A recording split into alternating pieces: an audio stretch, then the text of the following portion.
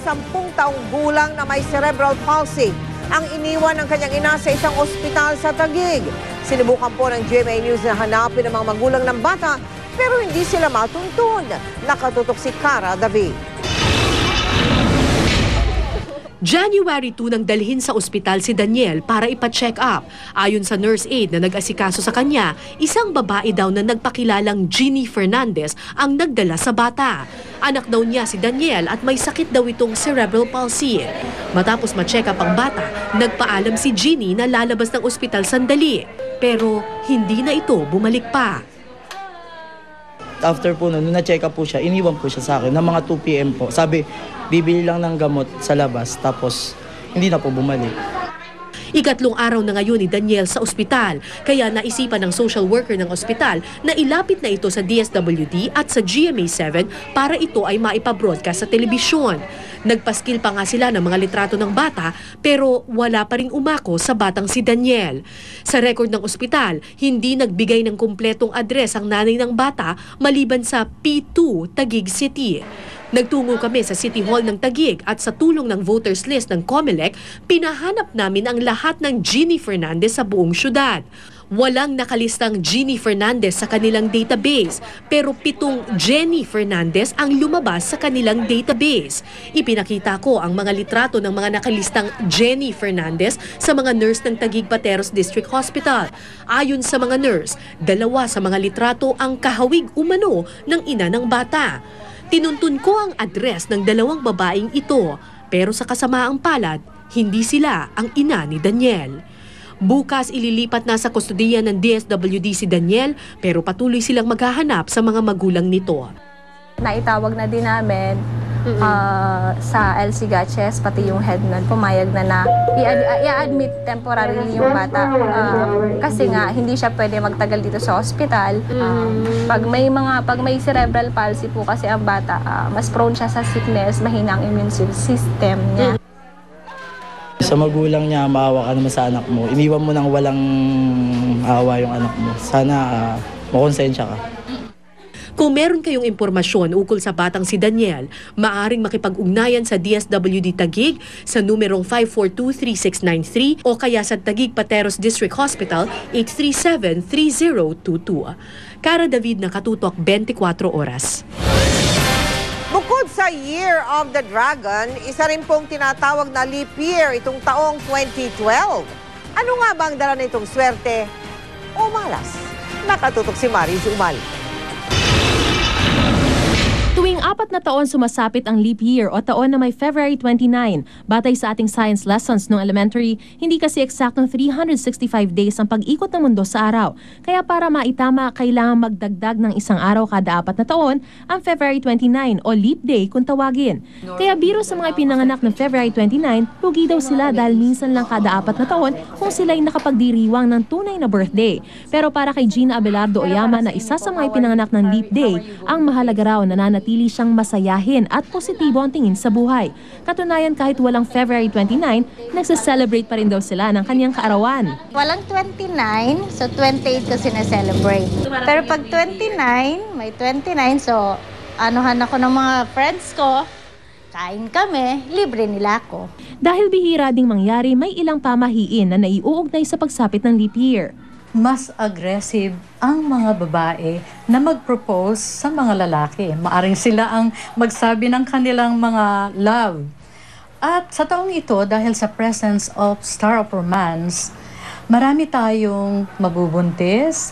It's a good year for wedding. At marami ang may involved sa extramarital affairs. Marami rin ang maghihiwalay. Dahil sa presence of romance star, very intense ang emotion sa taong ito. Nataon din naman ngayong taon ay may 3 buwang may Friday the 13th na itinuturing ng ilan na araw ng kamalasan. Kaya't sa Year of the Dragon daw, lungkot at kalamidad ang dala ng pinangingilagang araw na ito. Pero ang simbahang Katoliko hindi binibigyan ng gaanong timbang ang mga pangitaing nababasa sa mga bituin. Nasa Diyos at sa tao pa rin daw kasi nakaangkla ang kanyang sariling malas o swerte, mapalipir man o hindi. Yung ating kinabukasan, hindi nakasulat dun sa mga bituin at sa ikot ng planeta natin sa sa araw kung ito'y mamalasin o babuenasin. Pero ang punto, anong pinagpapasyahan natin kung tayo tutugon sa hamon ng Diyos? Ano man ang ating paniniwala, mahalagang isaisip pa rin natin na nakasalalay sa ating mga ikinikilos at pagtugon sa mga hamon ng buhay ang magiging tunay na takbo ng ating tadhana. Mariz Umali, Nakatutok, 24 Oras. Si Mel Tiangco, ang inyong kapusong totoo. Bago pa man manalasa ang bagyong Sendong sa Cagayan de Oro, sa Iligan at sa iba pang bahagi ng Hilagang Mindanao, naging prioridad na po ng GMA Kapuso Foundation ang paghahatid ng serbisyong medikal sa pamamagitan ng proyektong Kalusugan Caravan. Isa po sa mga lugar na dinayo namin ay ang Barangay Kulaman sa Sultan Kudarat, na bagamat may sariling ospital doon ay kapos naman sa kagamitan at lalo na sa gamot. Heto po ang ulat. Liblib man ang Barangay Kulaman sa Sultan Kudarat, dinayo pa rin ito ng GMA Kapuso Foundation para matugunan ang kanilang mga pangangailangang medikal.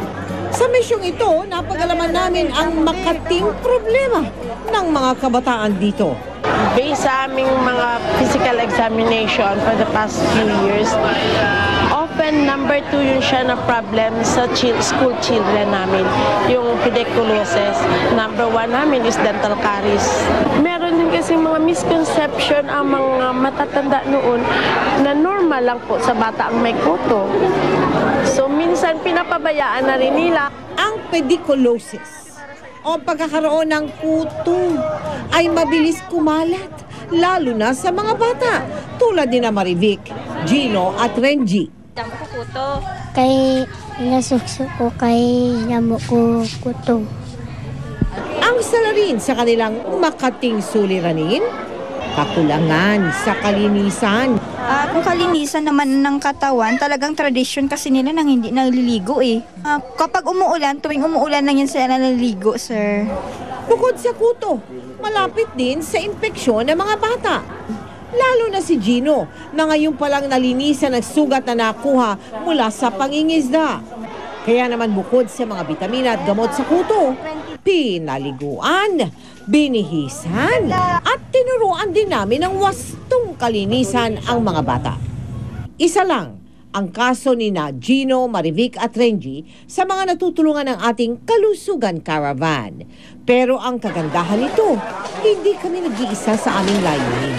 Mula sa mga sangay ng pamahalaan at pribadong organisasyon, marami po kaming nakakatuwang sa paghahatid ng serbisyong medikal. Nangunguna na dyan ang Philippine Medical Association na siyang nagpakilos ng daang-daang mga doktor para sa pagsasagawa ng Project Doc Santa nitong Kapaskuhan sa mga probinsyang sinalanta ng Bagyong Sendong. Ito ang regalo namin sa mga tao. This is a unique way of spending Christmas. Ito ay pagtulong na galing sa puso. Ito ay pagtulong na walang pwedeng maging halaga.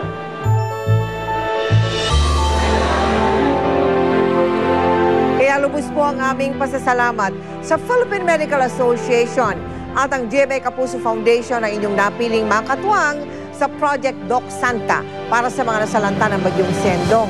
Gayon din maraming salamat sa Farex Health Corporation at sa Rotarians Cebu at Dumaguete Chapter at sa lahat ng aming mga nakasama sa Kalusugan Caravan, marami pong salamat. Samantala sa lahat ng mga nais maging bahagi ng aming mga projects, maaari po kayo magsadya sa aming tanggapan o kaya magdeposito ng donation sa aming mga bank account o sa anumang sangay ng Cebuana Luwilier. Maaari din mag-log on sa www.kapusofoundation.com. At patuloy pa rin po ang paghahatid ng serbisyong totoo ng GMA Kapuso Foundation sa mga nasalanta ng Bagyong Sendong. Sa ngayon po ay nakalikom na po ang foundation ng cash donations na nagkakahalaga ng 67,676,888 pesos and 39 centavos. Samantalang umabot na sa halagang 18,529,000 pesos and 6 centavos ang ating natanggap na material donations naman. Lubos din ang ating pasasalamat sa mga major cash donors for today, ang Mega World Foundation Incorporated at ang Xiang Properties Incorporated. Muli maraming salamat po sa lahat na nagpaabot ng tulong sa mga biktima ng Bagyong Sendong sa pamagitan ng GMA Kapuso Foundation.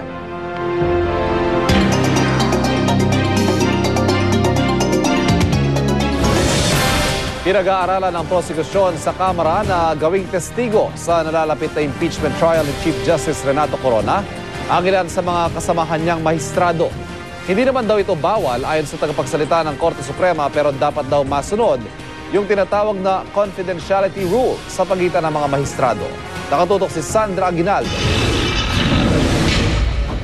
Ayon kay Iloilo Representative Neil Tupas Jr., lead prosecutor sa impeachment trial ni Chief Justice Renato Corona, pinag-aaralan nila kung kukuning witness ang ilang maestrado sa usapin ng pagpabor umano nito kay dating Pangulong Gloria Arroyo sa ilang kasong dinesisyonan ng Korte Suprema.